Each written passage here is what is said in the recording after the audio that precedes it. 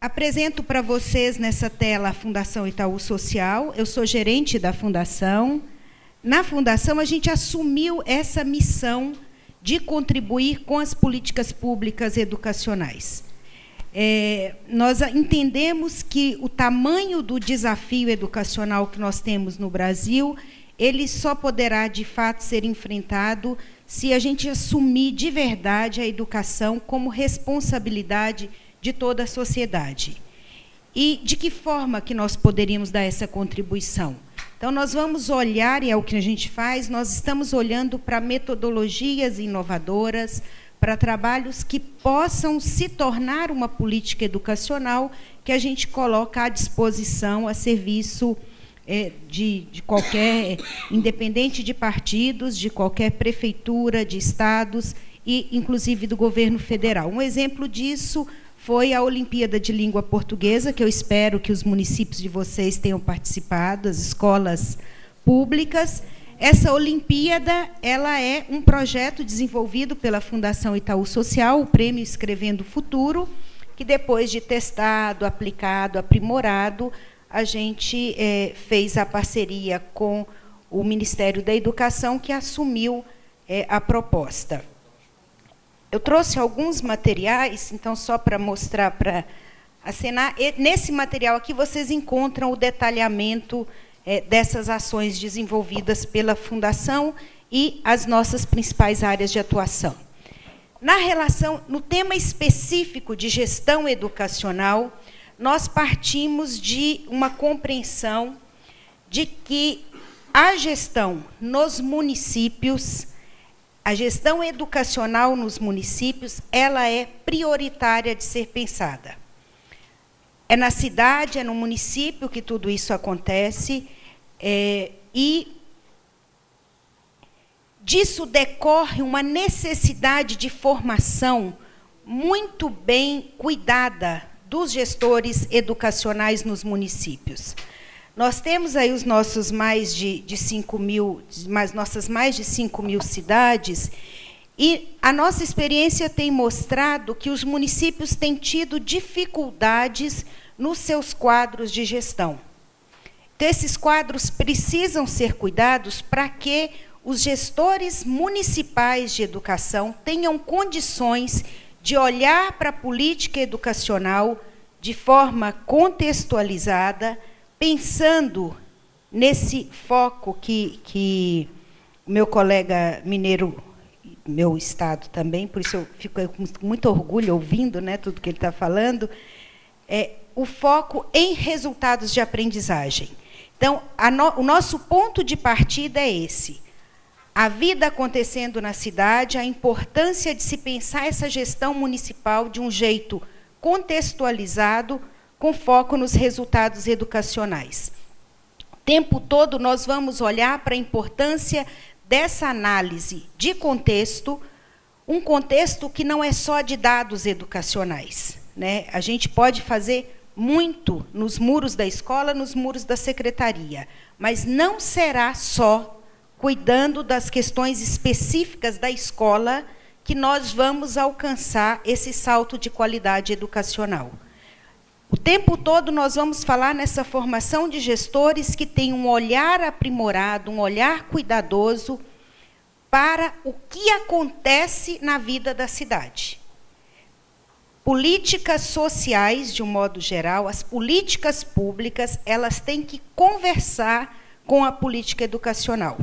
Enquanto nós tratarmos a gestão educacional de uma forma isolada da gestão da saúde, da assistência social, da cultura, de todas as outras políticas que dão suporte a essa vida do cidadão, que cuidam da vida dele naquele território, nós teremos mais dificuldades de fazer esses saltos. E aí, é claro que, à medida que a gente vai aprimorando esse olhar, a gente se depara com muitas limitações. E o nosso trabalho nos projetos de formação de gestores que nós temos trabalhado, a gente tem cuidado muito para que essas limitações não sejam assumidas como impotência. A gente vem de um discurso de impotência muito arraigado dentro da educação, Então, tudo que é limite é paralisante. E o que nós acreditamos que é fundamental trabalhar, e acho que Minas fez essa mudança de olhar de um jeito muito estratégico, é começar a olhar para todos os espaços de potencialidade que você tem para atuar. E eles são grandes, eles são espaços bacanas de serem utilizados. Destacamos aqui 3 princípios que a gente acredita que devam nortear essa formação do gestor e a execução, o desenho dessa gestão no município: a participação sistemática, a contextualização e a aprendizagem contínua. Disso decorrerão papéis importantes da atuação do gestor. Por exemplo, um papel que é pouco assumido nos municípios pelo Brasil afora, daquilo que eu tenho visto: o gestor educacional como articulador de políticas públicas. Ele não deve esperar unicamente do prefeito o papel da articulação das políticas. O gestor educacional, ele tem sim que se dar ao trabalho de sair do seu lugar e ser um grande negociador, um grande articulador. Nós temos exemplos em cidades menores de organizações sociais que atuam com crianças e adolescentes e que estão vinculadas normalmente à Secretaria de Assistência e que a escola desconsidera totalmente, sem olhar que nós temos uma realidade que já permite que o menino esteja em situação de educação o tempo todo, numa perspectiva de educação integral, e nós, da área educacional, não estamos capitalizando isso. Não estamos olhando para esse potencial de espaço educativo. Então, a escola, o menino está num período na escola, no outro período ele está num projeto social. A escola nem sabe o que ele faz lá. Não articula com a assistência social para que a gente tenha critérios para os projetos socioeducativos que são financiados pela mesma prefeitura e não são vistos como potenciais educativos. Esse é só um exemplo, sem contar as questões que acontecem de meninos com problema de saúde, que estão repercutindo na aprendizagem, e nós não temos articulação com a Secretaria de Saúde para esse atendimento. Isso aí é só um exemplo. A contextualização, ela exige um olhar muito mais apurado, mais cuidadoso para a vida, para os potenciais, para a realidade local. Como Naécio colocava, a gente tem muitos estudos que dão indicações de o que dá certo, o que dá errado, de escolhas a fazer. Mas nenhum deles traz uma receita única acertada, porque tudo isso você pode pegar, mas você vai fazer aquilo acontecer com aquelas pessoas, com aquele local. Então, é esse cuidado de contextualização. Isso exige muito mais participação, muito mais articulação das pessoas.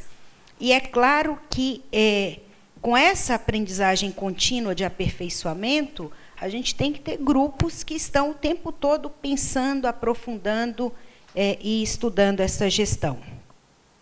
Então, eu ressalto esse papel do gestor municipal de educação como coordenador de um trabalho que é coletivo, né, que não pode ficar isolado na Secretaria de Educação, e que implica pensar uma formulação de políticas que não sejam só educacionais, mas políticas sociais no município que deem conta dessa garantia do direito à educação. A gente está trabalhando numa perspectiva de educação como direito. A aprendizagem é direito da criança, é direito do adolescente.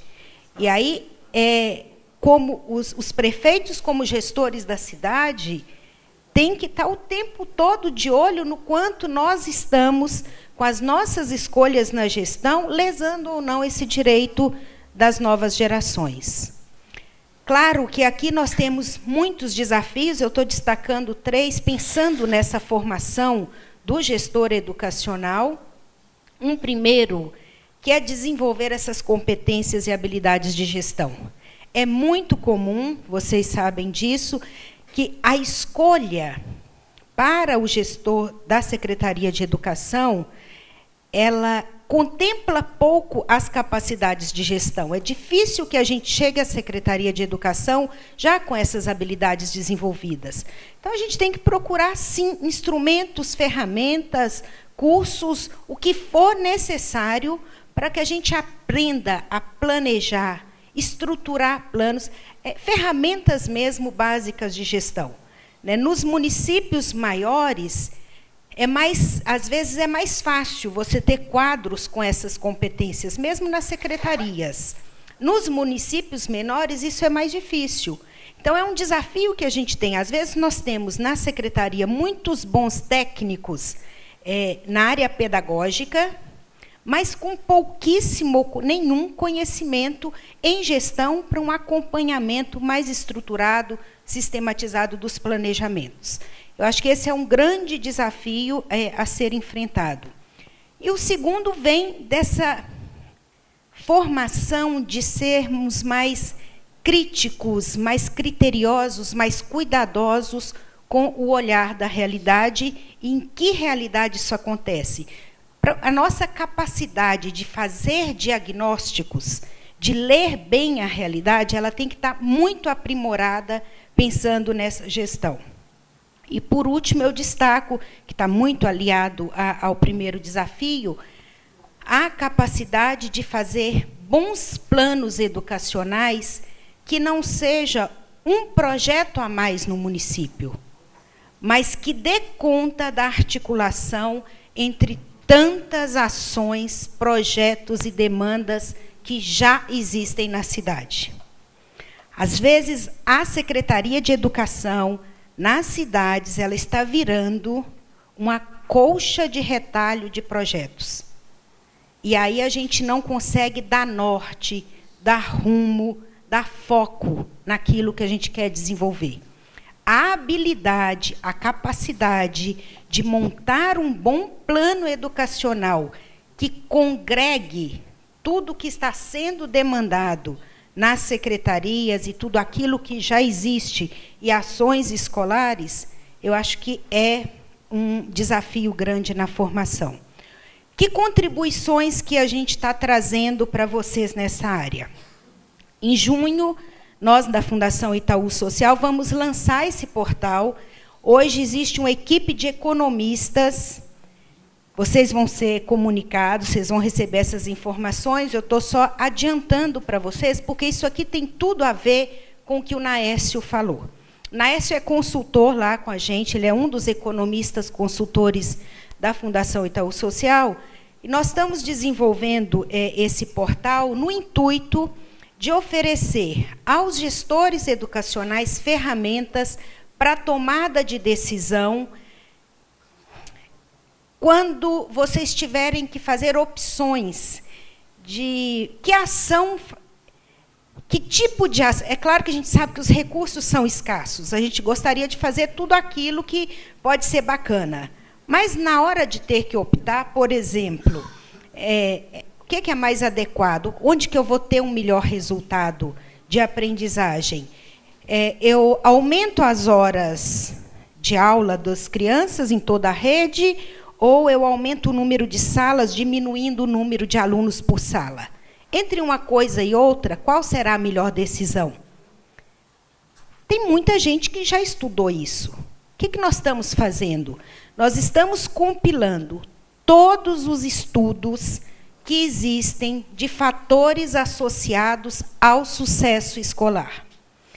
E classificando, é isso que esse grupo de estudiosos está finalizando nesse momento, estamos classificando por metodologia, o que é estatisticamente significativo, o que não é, estudos que têm mais peso, estudos que têm menos peso, e vocês poderão brincar à vontade nesses sites, fazendo escolhas de diferentes indicadores como uma ferramenta a mais para essas decisões na hora da gestão, que a gente sabe que são difíceis. E aí, se você tem, numa linguagem mais simples, mais organizada, respostas baseadas em estudos científicos, acadêmicos, sérios, a gente acredita que vai facilitar.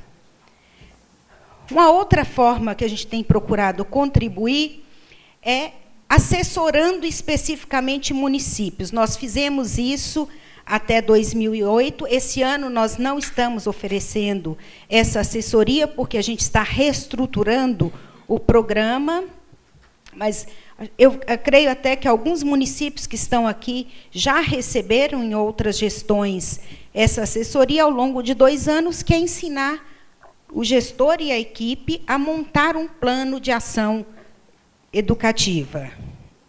E, decorrente disso, tem um material que eu trouxe para vocês, que são esses 3 livrinhos aí. Na verdade, o material é mais do que isso, mas eu trouxe o que estava pronto até ontem, que são cadernos. Isso aqui, para os gestores, esses 3 livros estão aí. Que são cadernos, aí nós temos um pouco os temas que vão refletir sobre a gestão municipal.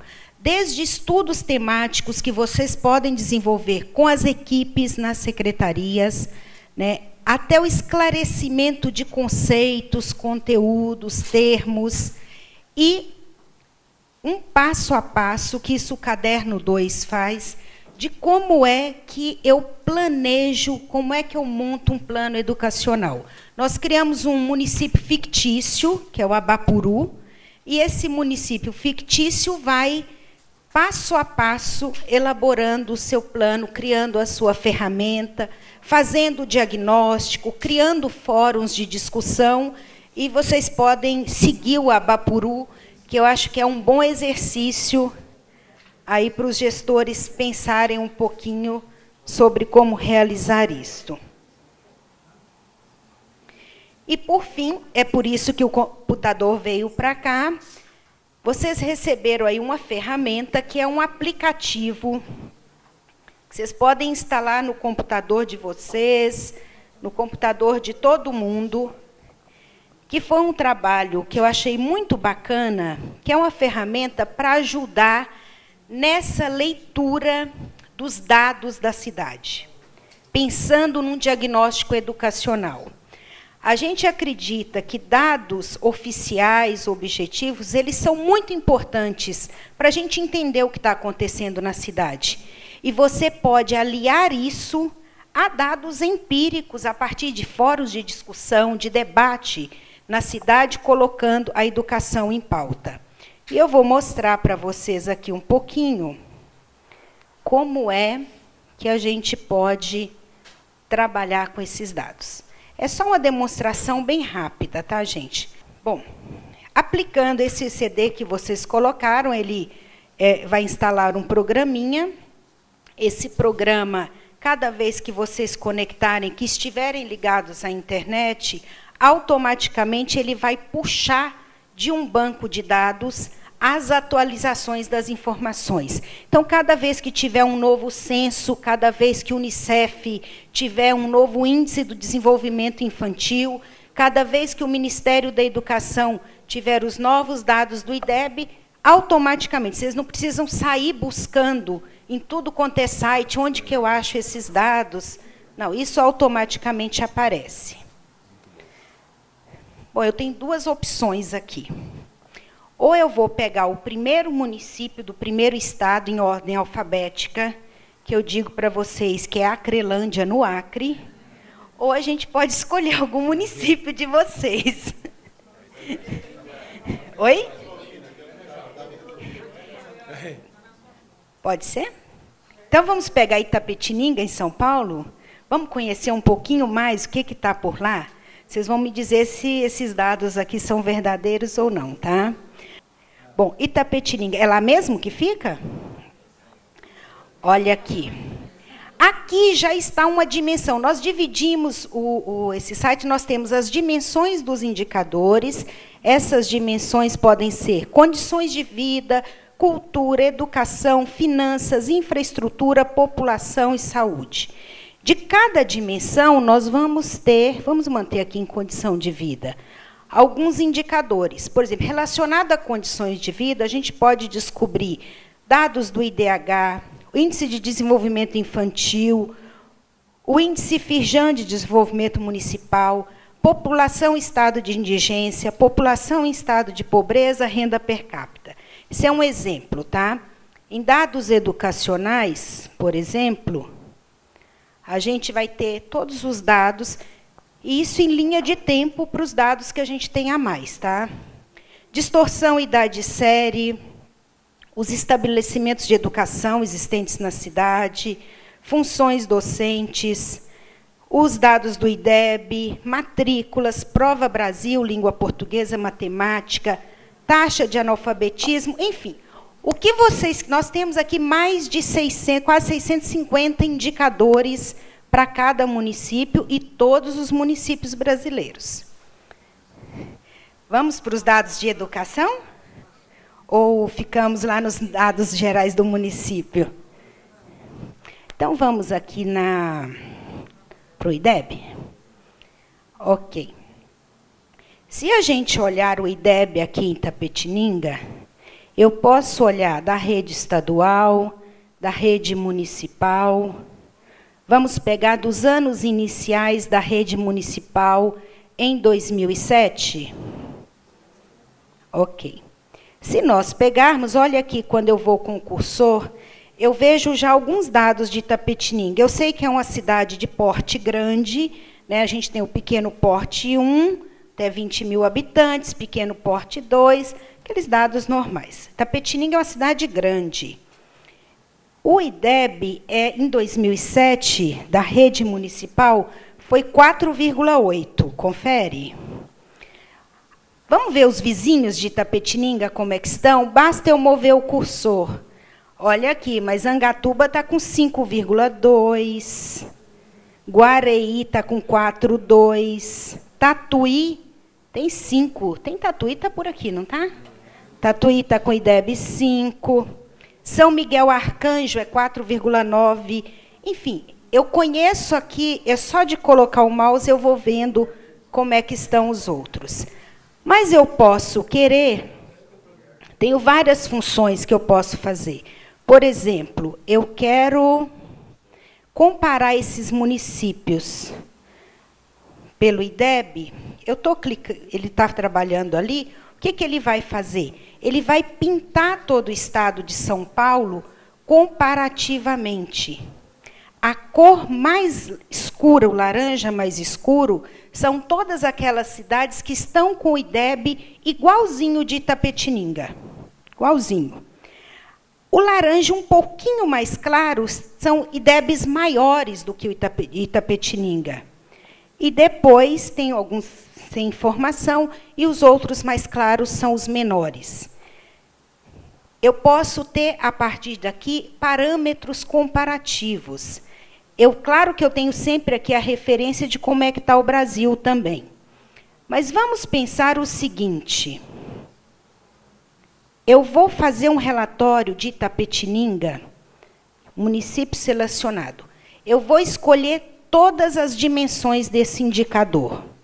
Visualizo uma impressão e ele vai me gerar um documento, um relatório, com tudo que se refere a Itapetininga, comparando a cidade de Itapetininga com o estado de São Paulo e com os dados oficiais do Brasil.